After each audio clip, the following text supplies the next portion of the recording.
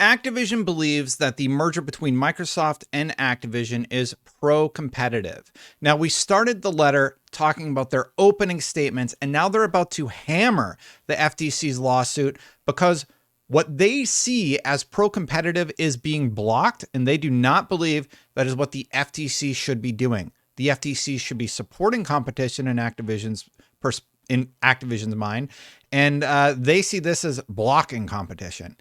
Let's read what else they had to say.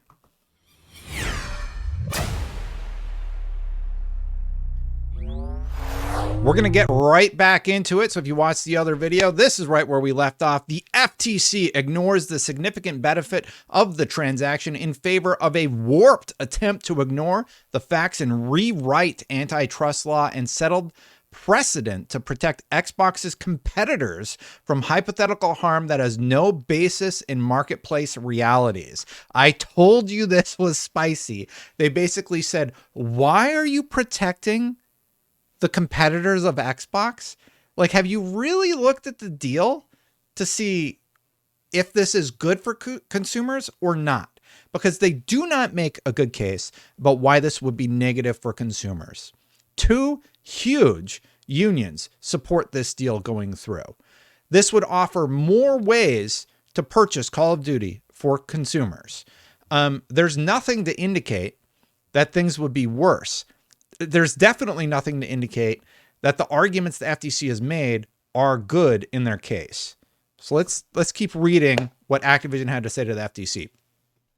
Adding Activision's content to multi-game subscription and cloud gaming where it would not have been available otherwise is plainly output enhancing and gives gamers more options on how and where to engage with Activision content. Activision, and particularly its King division, will also enable the acceleration of Xbox's nearly non-existent mobile gaming business, which would enhance competition in the fastest growing segment of gaming. Ironically, I think it was the CMA who said, well, we're really worried about Google and Apple's hold on the mobile market. Then Xbox says, okay, we want to buy Activision because we'll get 4% of the mobile market. Well, hold on a second. We got to protect Google and Apple. Like, who are you protecting? Google and Apple? So you say one thing, and then a company comes along, a very big company comes along and says, well, we want to get in on that.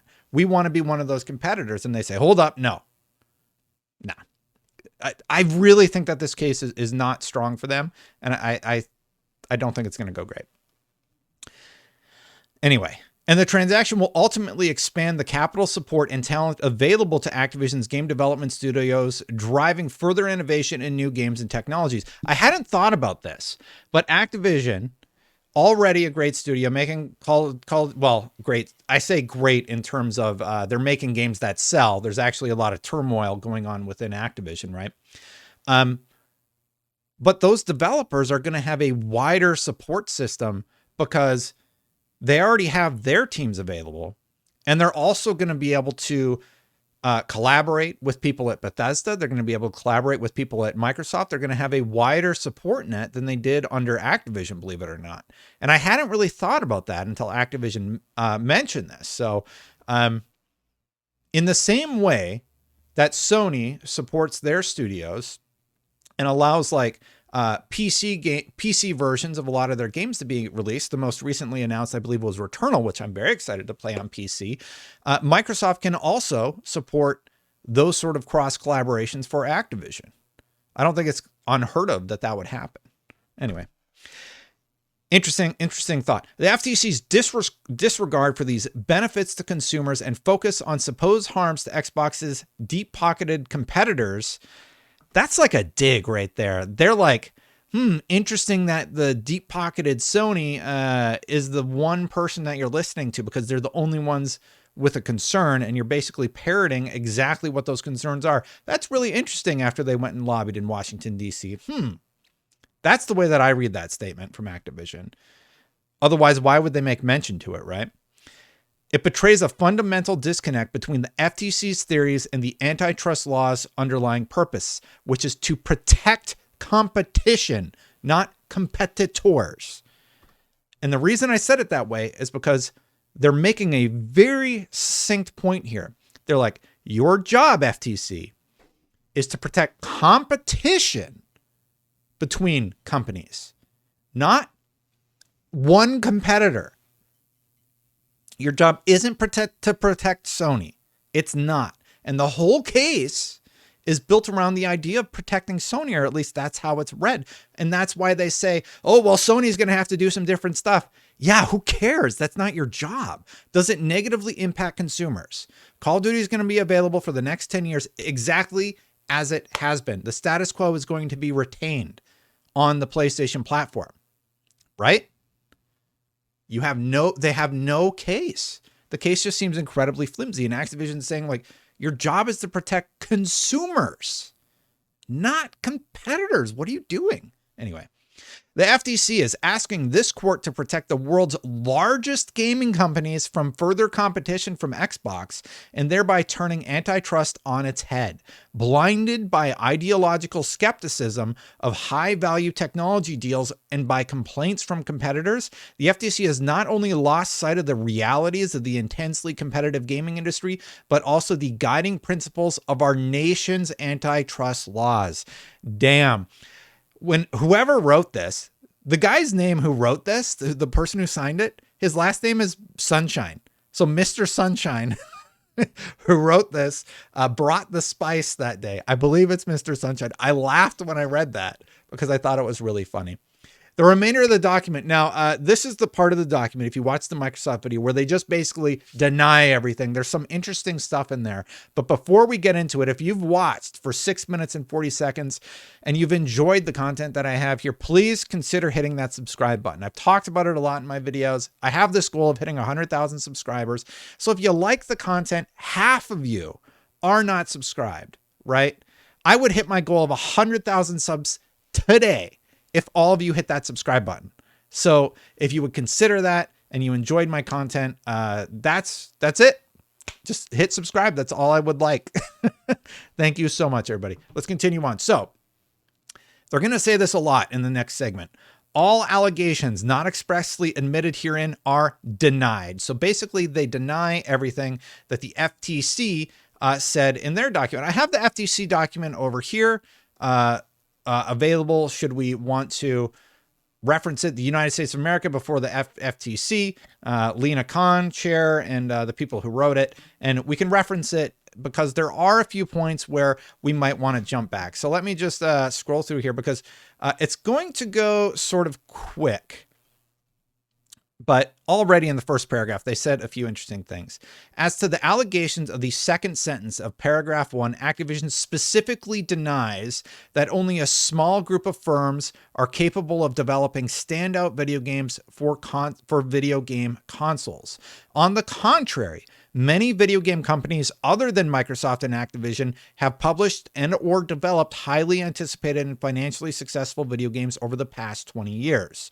The barriers to developing a standout game are low, as there are numerous examples of standout games developed by small and even new studios with tiny budgets and just a small number of developers.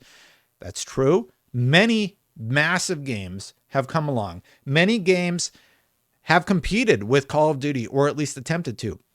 The narrative that that is not possible is ridiculous. The idea that Fortnite doesn't compete with Call of Duty, ridiculous. Apex doesn't compete, like Rainbow Six doesn't compete, that's nonsense. And not that long ago, PUBG, made by a smaller group of people at the time, blew up. It like blew up the industry, and eventually it came to Xbox. But this idea that Genshin Impact doesn't offer other options to gamers, it's ridiculous. And Activision kind of calls them out on that fact. So paragraph 6 and denies them on that basis, including because the term substantial resources is vague and undefined. If you missed the first video, you can check it out right here. But basically, they throw a lot of terms out there that they fail to define, and you have to define your terms before Activision can agree to it. So they end up denying a lot of it. And they say, except to admit that they blank out a lot of stuff in this document, Activision Studio is generally working on a given entry in the Call of Duty franchise at any time. This is probably Infinity Ward. It looks like about the right amount of characters. I don't know why it's redacted, because like it's either Raven Software or Infinity Ward or like paragraph 6. If we go to paragraph 6, like this is the document. Activision and industry participants recognize Call of Duty as a key product franchise. They don't define that term, so no, they don't agree to that. Call of Duty was originally launched in 2003, releases new titles on an annual basis. Activision allocates substantial resources to the franchise, as many as X primary developments. Why is that redacted? It's so weird. Are devoted to it at any one time, and its budget is significantly larger than other AAA titles. So they're just like, yes, we admit that Infinity Ward Activision studio is generally working on a given entry in the Call of Duty franchise at the same time. I kind of got hung up here because the sentence structure doesn't make sense to me, except to admit that Infinity Ward Activision studio, like that's improper grammar. So anyway, just something I sort of got hung up on that I wanted to address in this video. Scrolling down a little bit more. Oh, we get some insight into just how much money Call of Duty makes. Activision denies the remaining allegations of paragraph 7, except to admit that Call of Duty Black Ops 2 was released on November 12th, 2012, and grossed $1 billion in retail sales within 15 days of its release, $1 billion, 15 days after release. And that Call of Duty Modern Warfare 2 was released on October 28, 2022, and grossed $1 billion in retail sales within 10 days of its release. That's just retail. Does that not include digital? $1 billion in 10 days. Why would Microsoft, again, it pokes at the idea that Microsoft would want to restrict access to the games on other platforms. Why would you not want your competition to give you $1 billion a year? That's $1 billion from Steam. That's $1 billion from Nintendo. That's $1 billion from PlayStation. Plus whatever bank you're making on Game Pass and Xbox. The financials of the deal make sense to me. I initially thought, okay, yeah, like make it exclusive and then you'll build your ecosystem up, right? But the arguments that they've laid out are very convincing to me that, yeah, it's like Minecraft. You don't want to pull it off of those other platforms because it's a community-driven game. It's why they didn't do it with ESO. It's why they didn't do it with Fallout 76. And I'm guessing even the Bethesda games that might have some sort of multiplayer aspect or crossplay aspect might still come out on other platforms. Time will tell, though. They denied the stuff in paragraph 8 because the phrase extremely important for is vague and undefined. There is no evidence to suggest that Activision's content drives adoption of video game consoles or video game platforms more generally. They have to prove these statements that they're making. And the problem is their arguments don't do a good job of doing that. So Activision's like, no, we don't agree to that. You haven't proven that in your statements. For example, Activision has not released Call of Duty titles on Nintendo Switch video game console, yet the Switch has experienced widespread success. Interesting. It's very interesting when you start talking about that. Oh, okay. So you need to have Call of Duty to be successful as a console. Nintendo doesn't have Call of Duty. They're one of the most successful console manufacturers in the world. Kind of pokes holes in your argument. As an additional example, Activision made Call of Duty for PC exclusive to its Battle.net platform from 2018 to 2022. And during that period, Meanwhile, Valve's Steam platform continued to thrive during that period, growing from 90 million monthly active users in 2018 to 120 million in 2022. Again, a platform does not need Call of Duty to be successful. Activision does a really good job of just like blowing up these narratives about the deal that the FTC is trying to lay out. And the FTC did a bad job, according to Activision, and they did a bad job of defining terms. And therefore, it's going to be really hard for them to bring this to court. I think this is a huge L for the FTC. I don't know what they could have done is got Microsoft to sign a consent decree, allowed the deal to go through, and moved on with their lives. That's a big one for the FTC. But now they're going to bring them to court and they're going to lose. I don't see how they win this case. They might get concessions, but they wasted a whole lot of money to do that because Microsoft was at the table like, hey, we're ready to make concessions. And they said, we won't even let you talk to the FTC counsel. That's nuts, isn't it? That's nuts. And then especially valuable is vague and undefined. They talk about again. Sorry, I jumped back too soon. I should have had it prepped. There's all this stuff, and basically all they're saying is we don't agree with that. Okay. They lack the knowledge to confirm what the FTC said, except to specifically deny any implication that Nintendo's hardware is reserved for or trends to be used more for casual or family gaming, particularly given that Activision itself has published titles on Nintendo Switch that could not plausibly be described as casual or family games. These include titles in the Overwatch and Diablo franchise. Yeah, Diablo 3 is on the Switch, that feature T for teen for gamers aged 13 and up and M for mature for gamers 17 and up, ratings respectively by the ESRB. That's a good burn. I didn't even think about that. Activision games that are rated M and T release on the Nintendo Switch. And here's the FTC saying, "Oh, well, we don't talk about the Nintendo. It doesn't count because it's more family friendly because people play Pokemon on it." Yeah. What about Diablo 3? Here's what the FTC said. Due to their distinct offerings, Microsoft and Sony consoles appeal to different gaming audiences than the Nintendo Switch.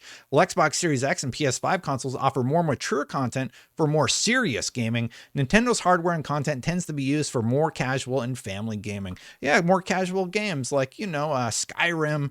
I'm going to let my 2-year-old son play some Skyrim, and then when he's done with that, he can play Apex and then Fortnite. Yeah, I think those are good family-friendly games. Play some Diablo 3.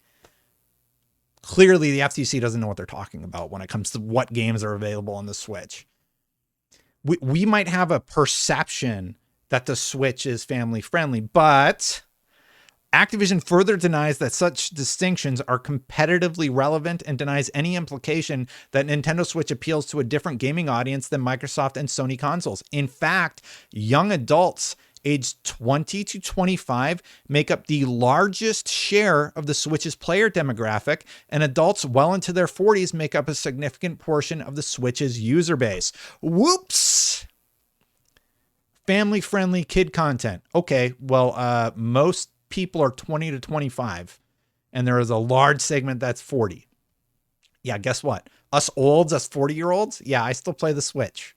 Sure, Metroid, family-friendly, whatever. I think that point that the FTC was trying to make there was kind of just blown up by Activision, because their M-rated games are available on the platform and sell well enough that it kind of destroys the argument. Activision denies the allegations of paragraph 98. Activision specifically denies the implication that it is one of only a few developers able to produce high quality and successful gaming franchises. Yeah, I think it's a little ridiculous to say only like 4 people can make good games.